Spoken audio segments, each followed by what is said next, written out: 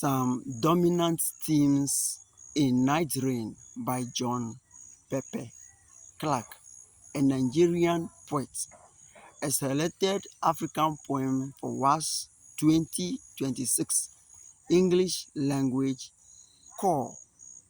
Theme number 1: poverty and economic hardship. The poem vividly depicts the ruggedness of a village life.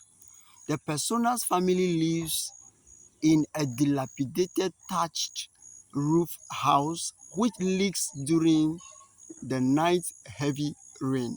For instance, in the poem, the persona says great water drops are dribbling, falling like orange and mango, etc.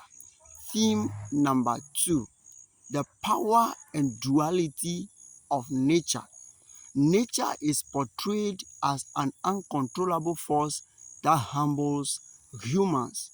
The rain disrupts the persona and the family's sleep initially, but later provides ample soothing hand that lulls them back to sleep. For instance, the persona again says, "What time of the night it is, I do not know." Then he ends by saying, "We will settle to sleep of the innocent and free."